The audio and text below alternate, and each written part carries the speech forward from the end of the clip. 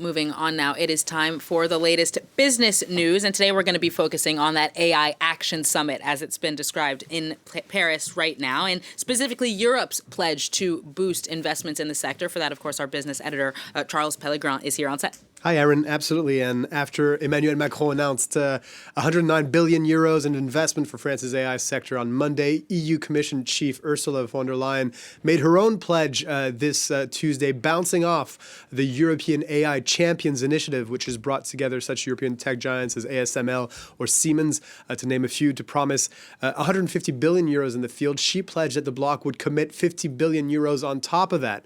Take a listen to von der Leyen. We aim to mobilize a total of 200 billion euros for AI investment in Europe. We will have a focus on industrial and mission-critical applications. It will be the largest public-private partnership in the world for the development of trustworthy AI.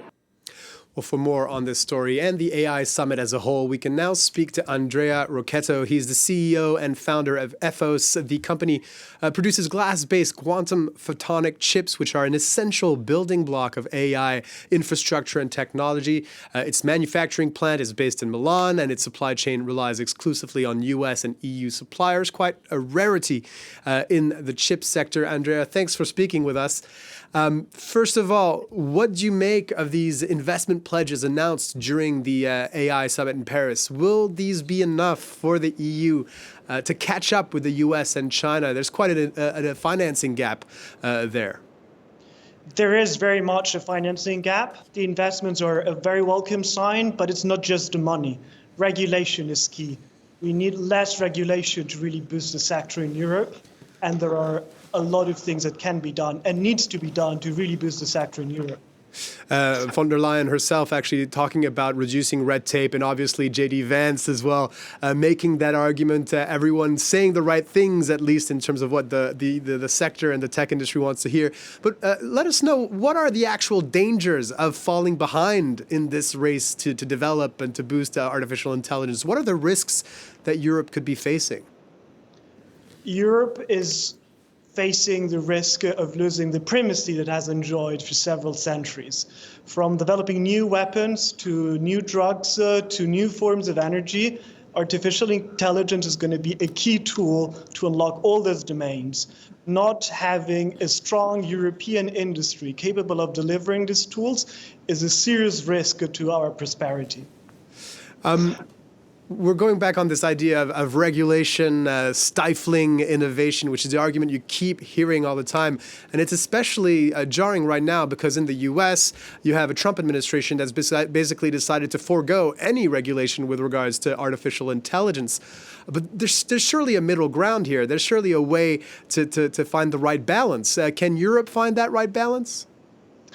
I think there is no right balance in a competition that is so intense as it is today in artificial intelligence. We really need to push as much as possible to deregulate. We're lagging too much behind, and there is no question of finding a middle ground. Deregulate, deregulate, deregulate.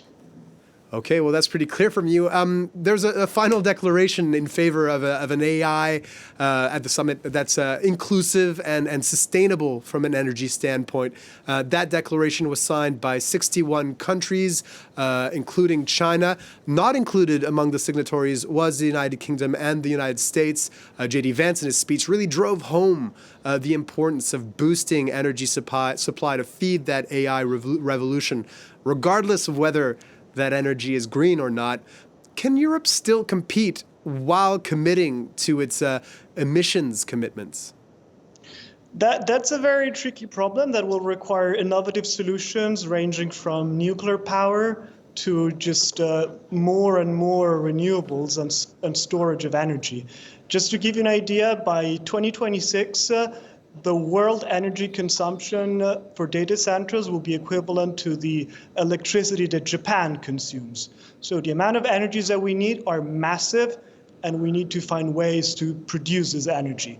Europe has a challenge in this front as well. Is the only answer there nuclear energy? It's certainly not. There's lots of different ways from what we do at Ethos of using more light to process and move information around, which is more energy efficient, to better cooling solutions, to more efficient machine learning architecture. So there's a whole arsenal of tools that we can use to reduce the energy consumption of data centers. But one of the tools is certainly to produce more energy. And finally, the fact that the UK and US didn't sign that final declaration, it really highlights the difficulties of achieving a form of global governance on artificial intelligence. Is that even a possibility if in such a competitive geopolitical climate? It's a possibility for sure, and definitely what we need to strive for. This technology will very quickly change how humans live in this planet. We need to find ways to find common grounds. So let's work on that. Well, quite a lot of work to achieve there, considering that final declaration not signed by the US and UK at the Paris Action Summit. Andrea Rocchetto, you're the CEO and founder of Ephos. Thank you so much for speaking with us. Sure. Thank you. And back to you, Erin. That's all. Quite an interesting conversation, actually. Very clear about the where he thinks the priorities should be. Charles Pellegrin with Business. Thank you very much.